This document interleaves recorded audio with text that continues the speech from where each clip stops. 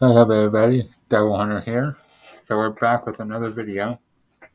So this one is by a YouTuber I watch called Mr. Ballin. So he's actually a pretty recent, I think by the past year or so, past year and a half. But he's dark, mysterious, and scary story time YouTuber. And he takes at least that's one of the things he does. But yeah, in that case, he'll take actual real stories and tell them in a scary story format. Today's video about that is about the Indiana serial killer from Indianapolis, Herb Baumeister of Fox Hollow Farm. Honestly, I'm not going to say anything about him because this story is actually pretty interesting. But after this video, if you want, look up Herb Herb Baumeister. Damn it! But yeah, after this video, go subscribe to Mr. Baldwin, show him love and support. Then come back here and subscribe to me.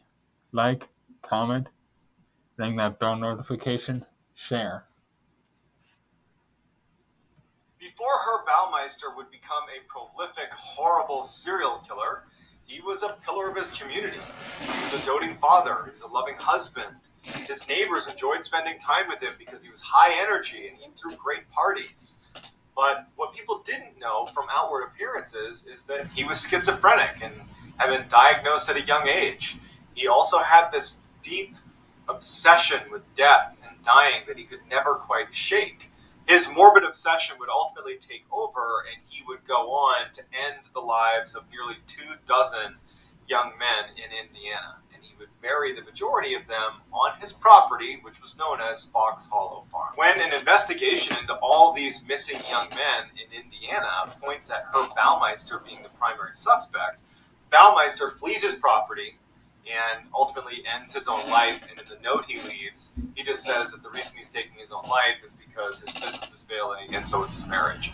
He doesn't confess to any of the murders. He doesn't give investigators any indication of how many people he killed or where they are. He didn't give any closure to anyone. He just took his own life, and that was that. And so while investigators did a very thorough search of the property that Baumeister owned, the Fox Hollow Farms property, and found over 5,000 human bone fragments and were able to identify a number of victims. They believe that there are more victims buried at Fox Hollow Farms that we may never uncover. So our story picks up over a decade later when two new owners come in, purchase Fox Hollow Farms, and almost immediately some very strange things start happening in and around the property. Then they record this very famous audio recording inside the property, which that, in conjunction with the other strange things that they had seen around the property, leads them to believe that Fox Hollow Farms is haunted. So before we get into their story and we listen to that audio recording, if you're interested in strange, dark, and mysterious content like what I'm promising on today's episode, then you've come to the right place, because this is the type of content that I produce 3 to 4 times a week.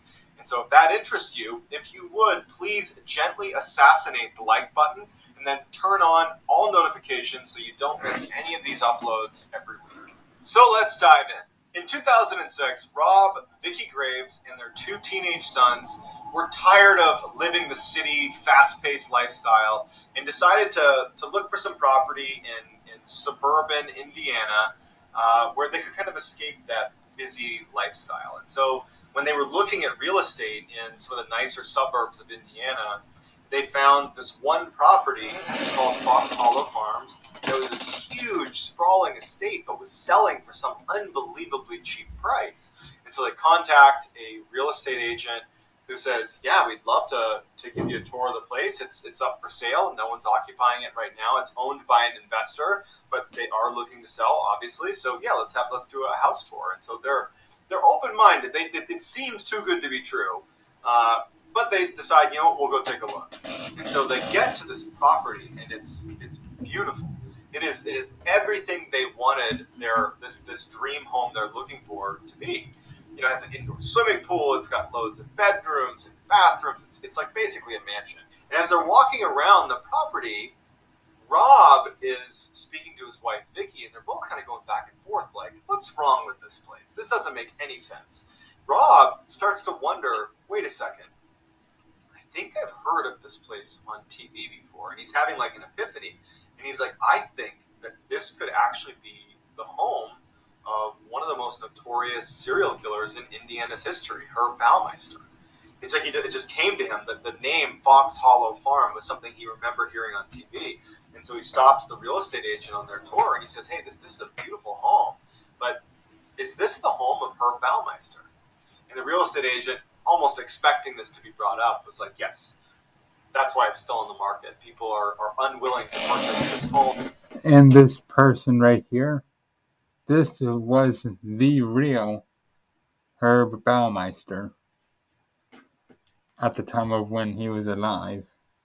Even though the investor who scooped this up in the 90s following the tragedy that was the Herb Baumeister case, the investor had basically gutted the whole residence and basically removed all the kind of remnants of what it used to look like when Herb Baumeister was living there. Nobody wanted it because, Herb Baumeister had killed nearly 24 young men and buried them on the property. And investigators still were finding pieces of bone on the property. And they didn't really know how many victims there were. And so it was this kind of spooky place to live. And so the real estate agent just said, that's why it's so cheap. The property is beautiful. It's well kept, but no one wants to be here because of the history. The real estate agent says, here, why don't you and your wife just go talk about it? We can leave if you guys aren't comfortable with this. Ultimately, they decide to purchase the property. So a couple weeks later, Rob and Vicky and their 2 teenage sons move into Fox Hollow Farms, and they love it. And especially their 2 teenage sons loved swimming in the pool. And they've gotten in the habit of basically running around outside and then tracking in dirt and gravel into the swimming pool. And so one day, Vicky is vacuuming up some of this dirt and gravel that had gotten inside of the area around the pool. And so she's vacuuming up the gravel, and all of a sudden her vacuum cuts out. And in fact, the power cord where the vacuum was attached to had come undone. And so she thinks, I must have yanked on the cord and pulled it out of the outlet. And so she goes over and she plugs it back in, and she goes back to vacuuming up the gravel that was in the pool. And so as she's doing that, it goes out again, which surprised her because she remembered thinking to herself, like, don't yank on the cord because you just unplugged it. And she turns around. There's a new way to collaborate. And it's faster, smarter, and easier. Imagine the possibility. And now the cord from the vacuum and the outlet it was plugged into are separated by about a foot. That it was as if it had been like yanked out pretty hard. And she's thinking to herself, like, did I just yank on it again? Like, am I wrapped on a chair or something? Like, how did I yank it out and how did it move a foot away from the outlet? And so after she plugs it in, she checks it and kind of yanks on it to make sure it's not falling out on its own. Like, it's not a kind of weak connection to the port. And it's not. It's in there secure. And she goes back to vacuuming, and she's looking over her shoulder and checking the outlet as she's vacuuming, like wondering, like, what was causing it to pop out of the socket like that? And as she's looking at it, she watches it pop out of the socket again. Except it didn't just fall to the ground. It, like, jumped out. As if there was a surge of electricity that, popped it out of the socket or something. And she drops the vacuum because it startled her, and she didn't know what to make of it. Rob worked at a car dealership, and one of his employees, Joe, was chronically late. And it got to the point where Rob's like, Joe, what's going on? Like, why are you always late? And Joe said, I live over an hour away, and I can't get here on time. I got to find somewhere, to live that's closer to the dealership. And Rob is like, well, actually, we have an entire apartment attached to our residence at Fox Hollow Farms that no one's staying in. We'd be happy to let you rent that out. It's right down the road. And Joe's like, actually, that sounds pretty great. And so just a couple days later, Rob helps Joe move into the new apartment. And they spend the whole day moving all the boxes and furniture in there. And just in the span of just a few hours, they move everything into Joe's apartment. Rob leaves. Joe is exhausted. It's just he and his dog Fred. And Joe just decides to crash for the night, and he lays down in the bed and falls asleep. And so that night, he has this dream where he's being chased by someone. He doesn't know what it is, but it causes him to actually act out his dream, like sleepwalk. He jumps up out of his bed and starts running as if he needs to escape the apartment, but he's like kind of half dreaming. And he runs into the door frame, falls to the ground, knocks a glass over, and actually cuts his hands up pretty bad. And so he like comes to, and he's like looking around. He's like, "What was that?" So a couple days later, Vicky comes home and she finds Rob painting the side of the house. And she and Rob stop and are talking about how beautiful it's going to look when the painting's done. And out of the corner of her eye, Vicky sees something in the forest that was on the edge of their property. And it was actually a man standing with a red T-shirt on, just standing like looking at their property. Red. And as she's looking at him, he turns around and he starts walking away farther into the forest. And so she kind of looks, and before she says anything to Rob, the guy has just vanished into the woods. And so she just goes, Rob, I just saw someone standing on our property. He had a red shirt on, and he was right over there. And Rob immediately is like, well, you know, honestly, we moved into a serial killer's house. We should accept that there's going to be people that are just going to want to sneak onto our property to get a look at this building. And so they walk over to where Vicky has seen this guy in red, and they look, and you know, there's no one there. They yell out, like, hey, is anybody here? And no one's there. And so even though it was pretty unsettling, Vicky and Rob just decide that, I guess this is a reality of living here, is that you're going to have people spying on you a little bit because of the notoriety of the home. So later that night, Joe is in his apartment, and he's doing some dishes, and it's late at night, probably like 10 or 11 o'clock at night, and he hears a knock on the door. And he's literally mid-dishes, his hands are wet, and so he turns off the water, and he yells out, hey, just a second, and he starts toweling off his hands, and as he's doing that, the knocking gets louder and more aggressive, and he's like, hey, hold on, I'm just drying my hands off, hold on, and he assumes it's Vicky or Rob. And so he starts walking over, and the knocking is just incessant, and he finally opens the door, and no one's there. It wasn't like the knocking was going on and stopped, and then he went over there and opened it. It was literally like the knocking was happening as he's opening the door, and no one is standing there. He's like immediately on guard. Like, okay, is someone like on the roof, like bending down? Is someone hiding? Like, what's going on? And he kind of pokes his head out, and he's looking around, and he actually steps out onto the front steps there, and he's looking around, and he figured, like, if someone had knocked, they'd be running away if they're gone already, and he can't hear anything. It's just silent. There's no one there. And then he goes back into his apartment, shuts it, bolts the door shut, and out of the corner of his eye, he spots what looks like a man in his bedroom, basically just walking past the door frame into his bedroom. And it totally startles him. His dog starts growling and looking in the direction of the bedroom. And so he walks over there and looks in his bedroom, and there's nothing there. He flips on all the lights, he looks around, and he's like, what's going on here? Like, it totally scared him. So Joe had only been in this apartment for about 3 weeks, and one of the things he had kind of developed a habit doing was in the evenings he would take his dog Fred for a walk along the driveway that was, well lit, and the driveway was pretty long. It's a big piece of property, and he would take his dog up to the end of the driveway and then walk back. And because of what he's just witnessed with the knocking on the door and what looked like someone in his apartment, he decided to clear his head to go on a walk with his dog. And he figured he could maybe swing by the main house and see if the lights were on in Rob and Vicky's house, because in some way, maybe if their lights were on, it would indicate that maybe they had been over and had been knocking on the door, and tomorrow he'll find out what it was about. Like, he's searching for a way to rationalize this. And he notices right away that Vicky and Rob's house is totally dark. They're asleep. He doesn't make it very far when his dog stops. The dog starts taking off into the tree line. And before Joe actually takes off after his dog, he looks up, and he breaks out through some of the lighting over the driveway that there is a man in red with a red T-shirt that's at the edge of the forest, and his back is turned, and he's walking into the forest, and as Joe's looking, it looks like the man in red actually disappears. And so the dog is heading straight for this man in red, and so Joe, because it's his dog, he loves his dog, he starts running after the dog, even though he's absolutely terrified of what's going to happen here. He couldn't let his dog get harmed. So he chases into the woods, makes it like a few feet into the woods, where he finds his dog that's now not barking and is actually facing back out at Joe. And it's kind of cowering, looking at where Joe is now standing.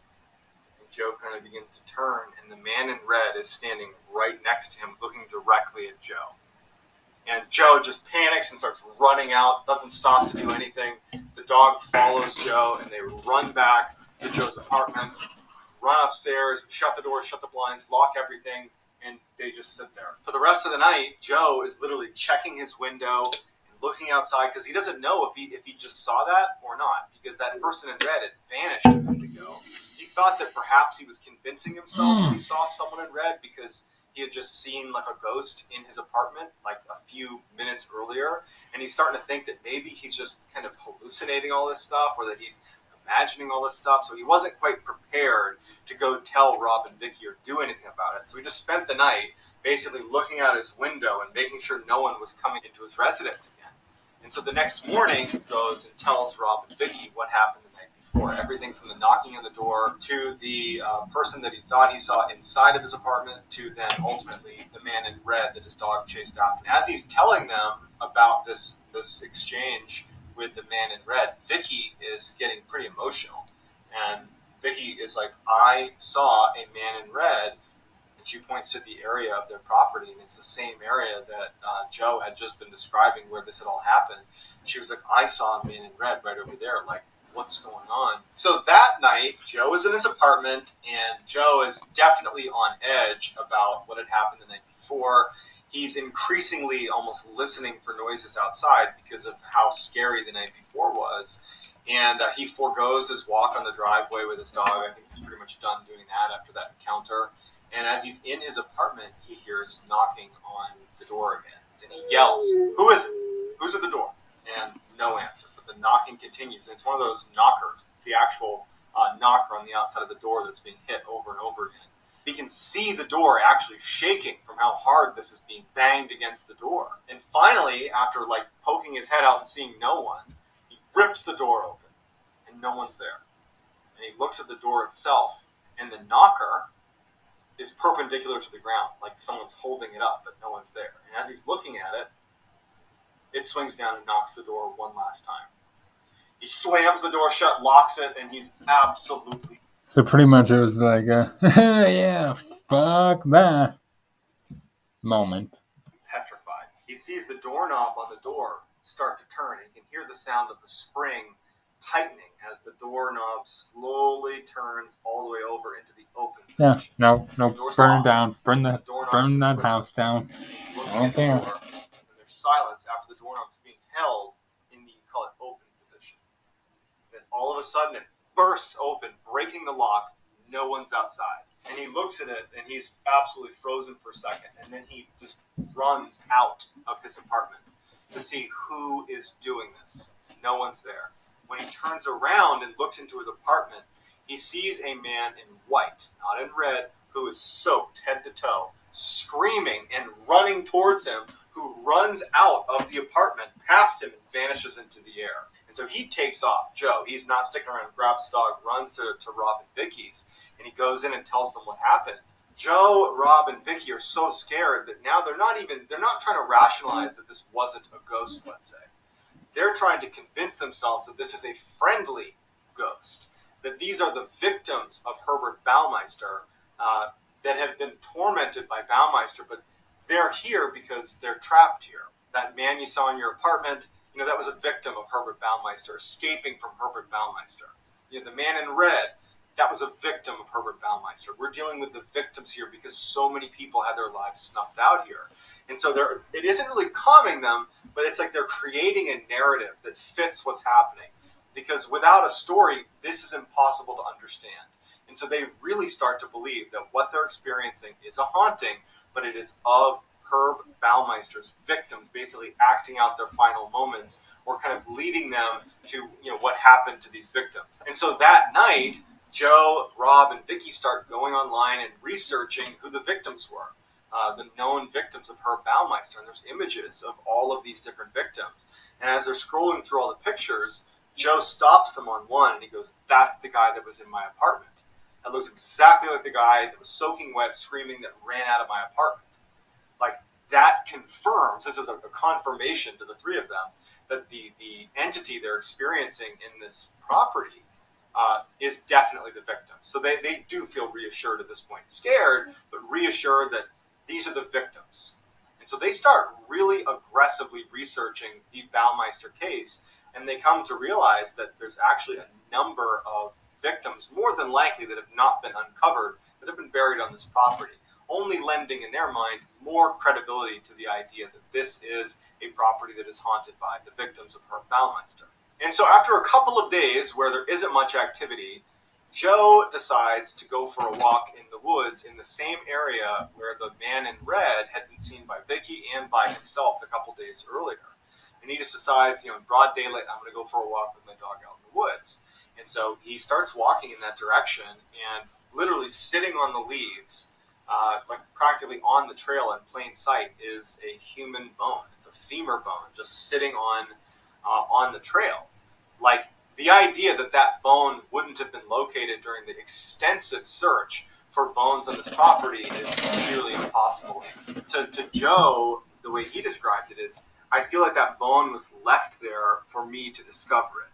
That the man in red, who was more than likely a victim of Herb Baumeister, had led me to finding that bone. And so they believe, Joe and Rob and Vicky, that when they send this bone in for forensic analysis, that they'll determine that this was another victim that perhaps hasn't been identified yet. And they're kind of expecting it to be the man in red, whoever that was. And so they end up calling, Rob ends up calling the lead detective from the Baumeister case and says, hey, we found a bone. And so they submit that, and they take it in as evidence. And Rob asked the lead investigator if he would mind coming to the property and just kind of explaining to them, where things occurred on the property relative to the Baumeister case. Where did all the tragedy unfold? Like, where were people buried? Just to give us a sense of what we're dealing with here. And so the investigator agrees, and the investigator comes out, and the vast majority of the killings happened in the swimming pool, where Baumeister would basically lure young men to come to his property to go swimming. And as soon as they got in the pool, he would strangle them to death. And the weird thing about the pool area is that Baumeister was, a psychopath, and he had put mannequins all over the inside of this swimming pool that had like party outfits on. And so there are these very eerie pictures of the swimming pool with like mannequins all around the outside. It's basically a place where he lured his victims and ended their lives. A couple days later, Joe is in his apartment, and he's doing some work at his computer, and he hears a metallic scraping sound coming from his kitchen. And so he goes over to his kitchen, and he finds that all of the knives that were in his butcher's block had been pulled out and lined up neatly in the bottom of his sink, like very neatly arranged. And he's looking at it like, I didn't do that. And he turns towards his workstation. Spirit of a chef, maybe? Like as if to look around the room, and he notices on the island that sits where he was standing right in front of him, a little bit low down, like halfway up the island, there was all these fresh cut marks in the wood, like a number of cut marks across the wood. And he's looking at that, and he's thinking to himself, is this one of the victims telling me that, perhaps they had been attacked with a knife right here in the kitchen? He's thinking like it's his duty to try to figure out which victim this was and what happened to them. And so he gets his iPhone out, and he turns on the voice recorder, and he starts recording and asking some questions of the room. First, make sure to turn off the TV, turn off the AC so it's quiet. And so with his recorder, he starts asking, like, who's anybody here? There's silence. And he's like, who was the person in the kitchen? Who was walking through the kitchen? And there's silence. And then when he asks again about was there anybody in the kitchen, his dog starts growling and reacting to something in the room.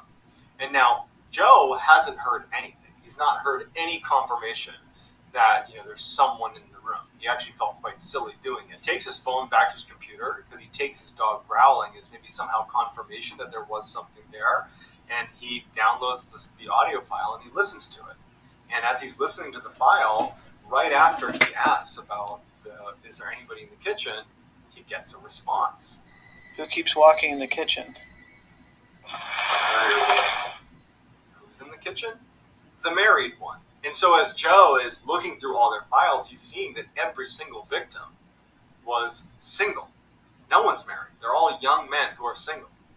The only one who was married, involved in this case, was none other than the serial killer himself, Herb Baumeister. And that's what Herb looked like at the point that the case had started. The photo of him we saw earlier was him before. This is him basically during his killing spree.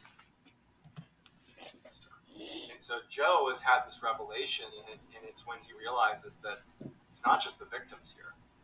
Herb Baumeister, the serial killer himself, is haunting this property. So I'd love to hear what you think is going on at Fox Hollow Farm, whether this is a haunt. So that was the Fox Hollow Farm case covered by Mr. Baldwin. Go subscribe to him, show him love and support, then come back here, subscribe to me, like, comment, ring that bell notification, and share. Yeah, fuck off. Double Hunter has things to do.